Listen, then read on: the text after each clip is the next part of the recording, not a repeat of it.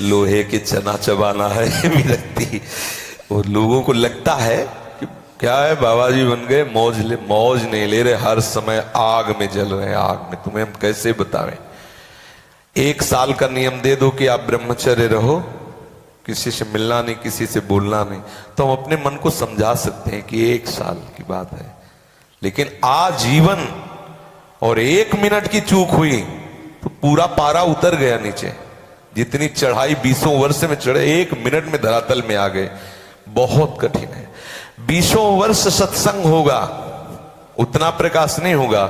20 second की गलती पूरे भारत में प्रकाशित हो जाएगी। 5 मिनट जब लगेंगे जब वो गलती प्रकाशित हो जाएगी। 20 वर्ष सत्संग हुआ, कितनी बार जय हुआ, और 20 सेकेंड गलती हो गई, लाखों लोग गालियां देंगे। ये परमार्थ मार्ग है, बहुत ही सकरी गली है, बहुत ही खतरे की रपटन है, फिसलन है। चूक गए गए। इसलिए मुझे लगता है गृहस्थ बन करके भजन करने से अच्छा है, क्योंकि विरक्त बन करके फिर तो अपने आप को आग में झोंक दे कि प्राण निकल जाएंगे, लेकिन अब हम कुमार्गगामी नहीं हो सकते। जो भी हो हम अपने प्राण त्याग सकते हैं, भगवत विमुख आचरण नहीं कर सकते। ये निष्ठाए बिना विरक्त का निर्वाह होना कठिन है। 1-2 दिन की बात नहीं, साल 2 साल की बात नहीं, पूरे जीवन की बात है। आप क्या समझते हो, ये साधक प्रतिपल जलते रहते हैं।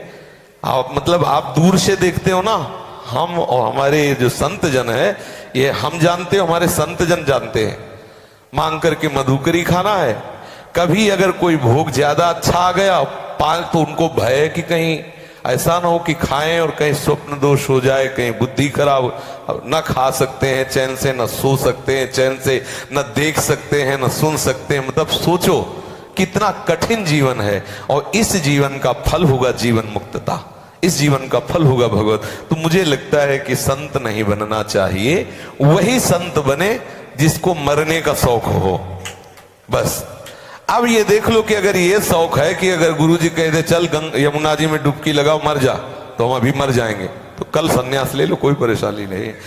अगर ये देख के कि गुरुजी बहुत चिकने हैं, व्यवस्था बहुत चिकनी है और बढ़िया रहेगा, पीले पहन को बढ़िया, तो फिर समझ लो ये तो बढ़िया है, लेकिन वो बढ़िया नहीं है। रात दिन जलन सहना ये बहादुर का काम है, साधारण ये सूरवीरों का काम है। को अगर पाखंड करना हो तो कोई बात नहीं, अगर सत्य मार्ग में चलना है तो फिर आग पे चलना है। इसलिए भैया ब्रजवासी हो, गृहस्थी में रहो, भजन करो, बाबा जी बनने की सोचो भी मत, बहुत बुरी हालत है बाबा जीओ की।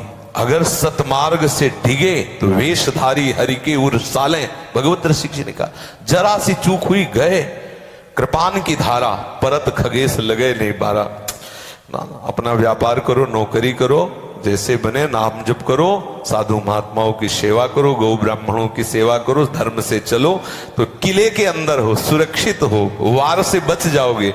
और ये सीधे मैदान का युद्ध है, चूके तो गए, कोई साथ देने वाला नहीं, तुम सब 1 मिनट में भागते नजर आओगे। अगर अभी कोई बता दे कि ऐसे से ऐसा, तो हेरोगे नहीं, हमारी तरफ हेरोगे नहीं, हमें अच्छे से पता है। केवल चमत्कार का नमस्कार है, नहीं देखोगे नहीं, 4 गालियां दोगे कि है ऐसा। ये संसार है, एकमात्र सच्चिदानंद भगवान के सिवा दूसरा कोई सपोर्ट करने वाला नहीं। हृदय की बात अगर हम तुमसे रो के कहेंगे तो तुम हंसी उड़ाओगे। कितना जलन उस साधक को होती है जो पूरे जीवन, अब थोड़ी देर के लिए आप अपने चित्त को अनुभव करके देख लो।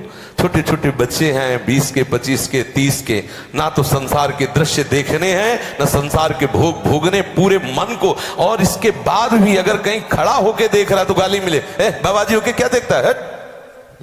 मतलब बाबा जी का मतलब वो है ही नहीं, मनुष्य नहीं, उसके दिल नहीं, उसके दिमाग नहीं।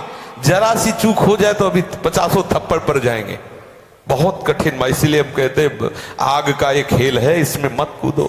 वही चलो जिसने मर गया, जिसने अपने आप को मन मारा, तन बस में की ना हुआ भरम सब दूर, बाहर से कछ दिखत नाही, अंदर चमके नूर, आपो त्याग जगत में बैठे नहीं किसी से काम, उनमें तो कछु अंतर नहीं, संत कहो चाहे राम।